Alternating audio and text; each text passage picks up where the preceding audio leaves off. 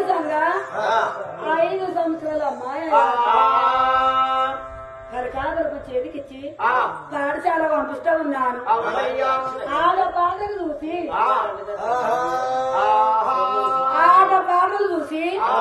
ఆనందపడుతున్నాను. ఆ ముద్దు ముచ్చట్లకే మురిసిపోతున్నాను. ఒక్కరోజు 2 రోజులు అమ్మాయిని రాలుకుంటా తీసుకున్నాను.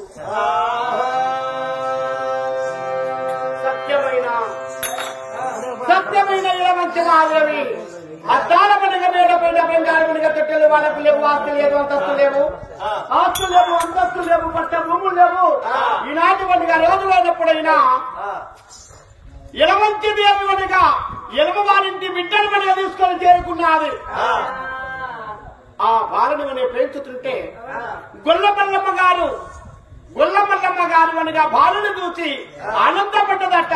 బాబా ఆ గొల్లమల్లమ్మ గారైనా తల్లి నేను కులాల ఒక్క ఎక్కడ దానిని కానీ అమ్మా ప్రతిరోజు నాడు వస్తావు, పాలు పెరుగులు అమ్మిపోతావమ్మా. ఇవి ఒక దొడ్డవారింటి బిడ్డను నాకు అనగా దానముగా ఇచ్చారు. ఏమని నేను దాచుకుంటున్నాను. అమ్మా మీ ఇంట గంగా ఉన్నావి, బర్ల పాలున్నావి, గొర్రెల పాలున్నావి, మేకల పాలున్నావి. అవి మాకు రోజు ఒక 1 లీటర్ పాలు పోసినా ఈ పాలని సాదుకుంటారని గొల్లమల్లమ్మ తోటి ఈ సత్యమంతురాలైన ఇలవంచిని మాట్లాడిందట. ఇలవంచి మాట్లాడిన పిమ్మట అందమైన మనగా గొల్లమల్లమ్మ గారి ఆ బాలను చూస్తే చందమామ కన్నా మచ్చ ఉన్నది, మచ్చలేని ఆడబాల. ఈ అమ్మాయికైనా కొదవలేదు. అమ్మా నువ్వు పైకి ఇవ్వకున్నా 10 రూపాయలు ఇవ్వకున్నా మంచిదే, నయ్యా పైసలు ఇవ్వకున్నా మంచిదే. 1/2 లీటర్ పాలు ఈ అమ్మాయి కొరకైనా పోసిపోతారమ్మా. కానీ సత్యమంత్రాలు గొల్లమల్లమ్మ ప్రకరించినాదంటే అప్పుడైనా అయ్యలు వార్తలు గోగులు దంగాలు ఎల్మలు ఏపలు ధరలు దాతలు కూడా ఎవరు లేకపారయ్యా.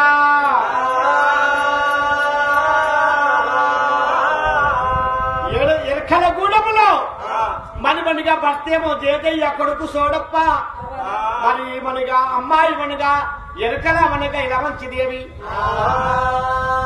వాళ్ళ కులదేవత అయిన ఎల్లమ్మ తల్లి ప్రతి మనగా రోజున ఎరకల వాళ్ళకుండేది కులదేవుడైనా రేణుకా ఎల్లమ్మ తల్లి.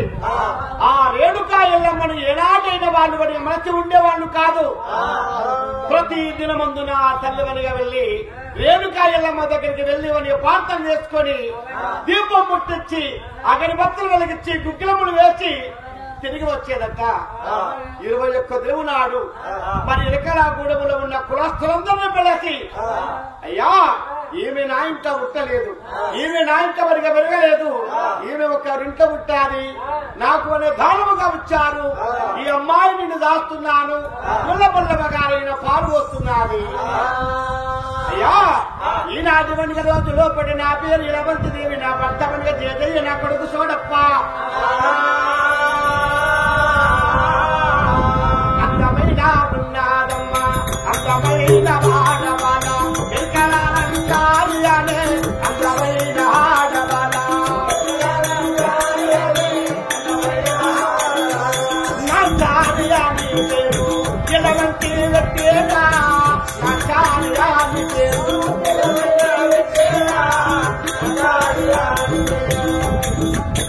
మా ఎరకల కూడా వచ్చింది. ఈమె ఇలవంచి దేవి సాదుకుంటున్నది. ఎరకల నాంచారి, ఎంత గొప్ప పేరు. నాంచారి అని పేరుకొని వచ్చిన వారికైనా పావులు వీడు ఖర్చు పెట్టి ఎలమకొండగా ఇచ్చాడు కదా. దానములో కొంత ఖర్చు పెట్టి అన్నదానము బిడ్డ పేరు మీద వనగా ఈమె బిడ్డ అయినా కూడలైనా ఒకటే కదా. నా బిడ్డ అయితే కాదు కదా, నేను సాదుకున్నాను. అమ్మాయిని ప్రేమతో వేచుతున్నానట. ఆ ఎరుకలా నచ్చాలి తెరవెళ్ళి ఆ రేణుకా ఎల్లమ్మ గుడి వద్దకు వెళ్లిపోతూ సేవలు చేస్తూ భక్తి పరముగా ఎంత పోయి అంత పోయి అమ్మాయి అయినా 12 సంవత్సరముల యమునశ్రీ అయినాదట. 12 సంవత్సరాల యమునశ్రీ అయి ఆ రేణుకా ఎల్లమ్మ తల్లికి ఎరుక, ఈ మనగా ఎరకల నాంచారికే ఎరుక. అత్త సేవ, మామ సేవ, మరి మామాను పిలవటం లేదు, అత్తాను పిలవటం లేదు.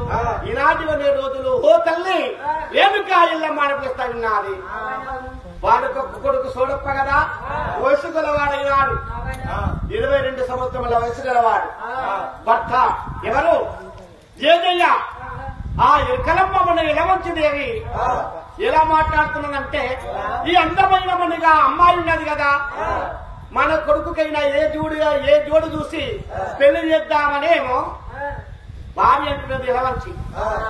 భర్త ఏమని అంటున్నాడు, పొలాల ఊరికి ఒకటెందుకు పెళ్లినాడు కూడా అందుకే మన ఇంటిలో ఉన్నది కదా, ఆ నాంచారు ఇచ్చే మన కొడుకు పెళ్లి చేద్దాము. నాంచారి అచ్చిన తండ్రి, నాంచారు వచ్చిన తండ్రి మనకైనా రూపాయి దొరికాడ ఆటలు దొరుకుతున్నది, ఆటలు దొరికాడ లక్షలు దొరుకుతున్నవి. 7 మందలు ఇవనికి మనకైనా ముట్టింది ముఖ్యమంటూ, పట్టింది పౌడమంటూ పచిలేగ మందలు కలిగి పూరి విడిచిపోయి ప్రవిద్ధలు కట్టుకున్నాము. 7 మేడలు కట్టుకున్నాము. ఇది ఎవరు దీవనా? ఈమె ఉట్టిన గడియ మంచిది కాదు గాని ఈమె అడుగుపెట్టిన కాడ అదృష్టవంతులైనారు. ఎరకాల ఇలమంచి అంటే ఎటు చూసిన మన గుంపులు ఆవులు, గొర్రెలు, పందులు, అనేకమైన పాదాలు వాళ్ళు ఉన్నారు. మన ఈ ఒక నాంచారిని మన కొడుకు సోడప్పకిచ్చి పెళ్లి చేస్తామయ్యా అని విసారించిందట తన భర్తతోటి ఇలవంచిదేవి. భార్య భర్త విసారపడి కొడుకుతో చెప్పారు, సోడప్పతో పాపం మీ ఇష్టమైతే రాష్ట్రమైన కొడుకు సోడప్ప మాట కూడా బలి తీసుకున్నారు. కానీ మన కొడుకు వనిగా ఆ నాంచానికి ఇష్టమో కాదో తెలుసుకుంటాం కదా. మరి ఆడవారి మనుషులు ఏముంటారో తెలియదు అని ఆ ఇలవంచిదేవి, అమ్మా ఓ ఎరకలా నాంచారి రామమ్మా దేవత నీతో పని ఉండదని పిలిచిందట. ఆ నాంచారి మీద తెరవని అత్తమ్మ దగ్గరకు వస్తున్నది.